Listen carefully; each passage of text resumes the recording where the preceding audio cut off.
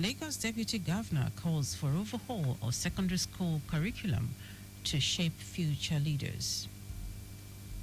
Federal government disburses over 700 billion naira for Abuja, Kaduna, Zaria, Kano road completion. On the foreign scene, President Zelensky urges Donald Trump to visit Ukraine ahead of deal with Russia. And in sport, Flying Eagles to face Tunisia, Kenya, Morocco in 2025 Under-20 AFCON. Now the details. I am Dele Agadumo. Lagos State Deputy Governor Obafemi Hamzat says the government must redesign the curriculum, environment and expectations of secondary education for Nigeria to prepare leaders who can navigate the future. Hamzat said this at the 80th anniversary of Olivet Baptist High School, Oyo, with the theme Inspiring the Future, held at the school hall. The Deputy Governor stated that Nigerians need to rethink, reimagine and reinvest in basic education. According to him, secondary education is not merely a transitional phase in the educational journey, but rather the training ground of leadership, which is a vital stage where minds are molded, characters are sculpted, and visions birthed. Hamzat urged private sectors, development partners, civil society organizations, alumni bodies, and community leaders to align with a vision for a truly future-focused secondary education system, adding that education must become the new national security in the country and classrooms must be the new chamber of leadership formation. The Lagos State Ministry of Women Affairs and Poverty Alleviation, WAPA, has commenced the first harvest of the year at its Avia farm in Badagry.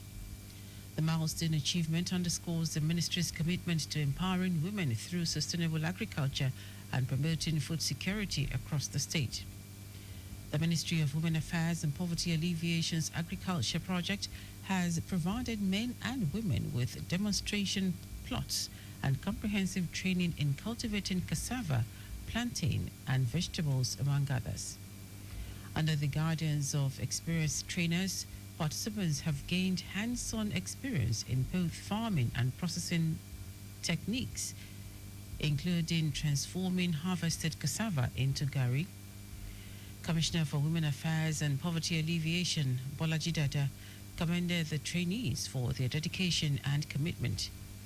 The Director, Poverty Alleviation Department at WAPA, Toyi Salami, highlighted the strategic importance of the Avia Farm initiative, noting that the program aligns with the Lagos State government's broader objectives of achieving self-sufficiency and enhancing food security.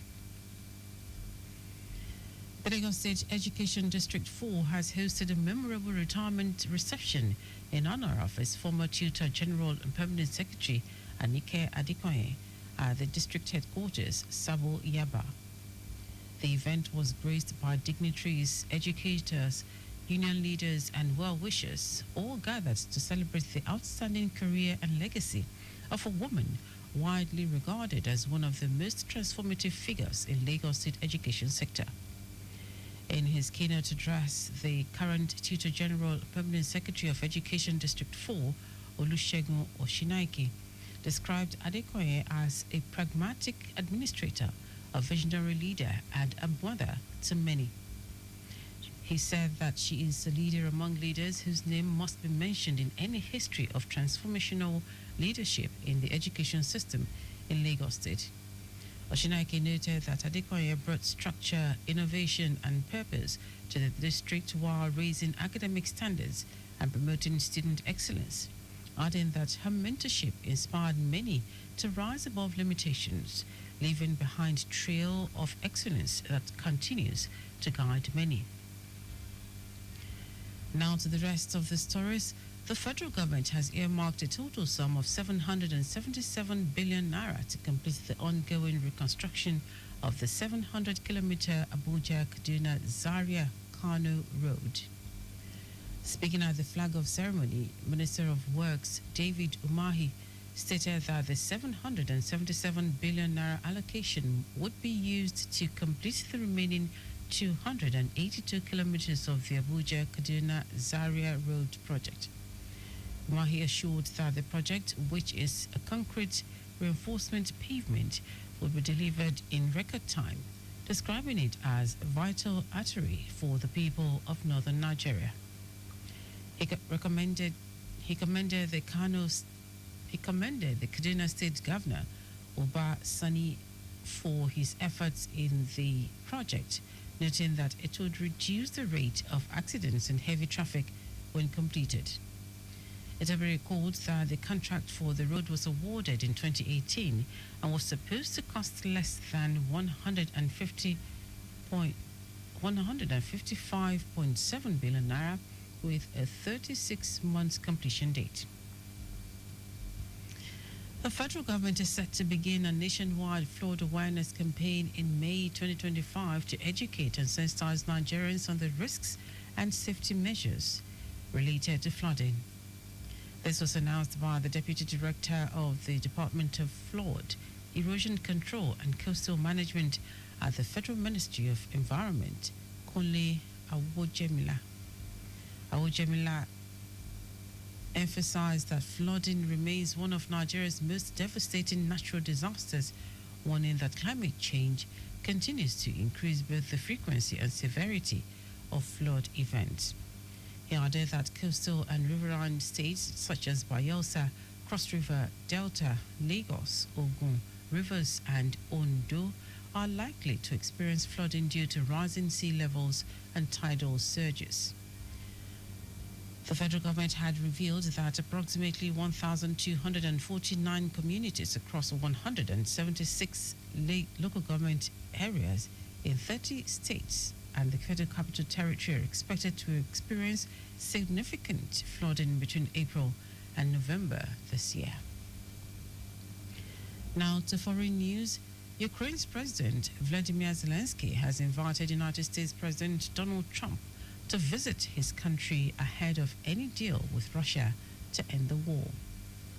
Zelensky pleaded for Trump's visit to come see his people, civilians, warriors, hospitals, churches, children destroyed before any kind or form of negotiations.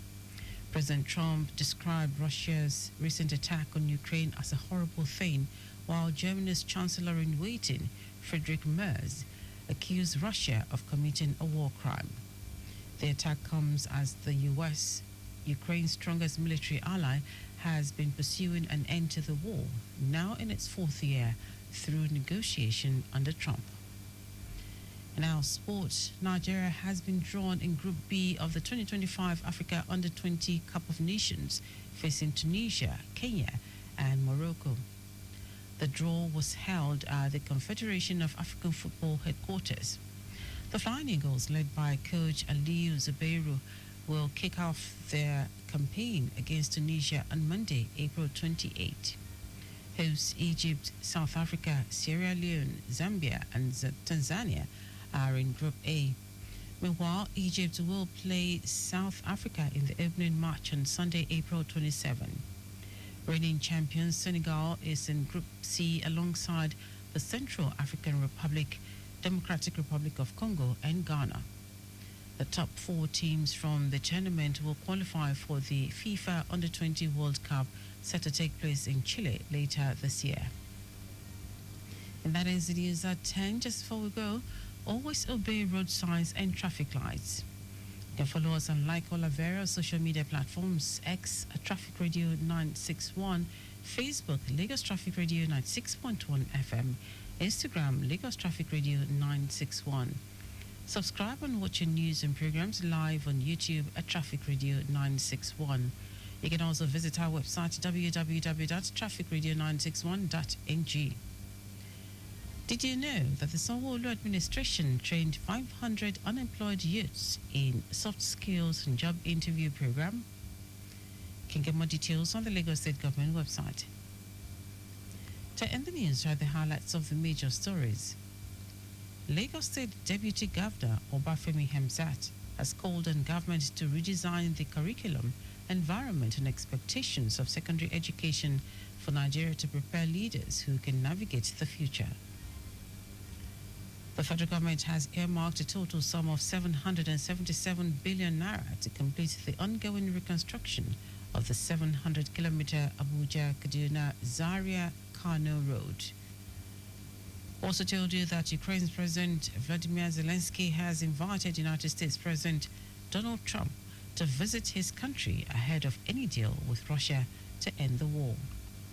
And in sport, Nigeria has been drawn in Group B of the 2025 Africa Under-20 Cup of Nations facing Tunisia, Kenya, and Morocco. For contact with the newsroom, send a message to info@trafficradio961.ng. That is news broadcast compiled by Mojid Ololade. I am Dele Agadumo. Good morning. Thank you for listening.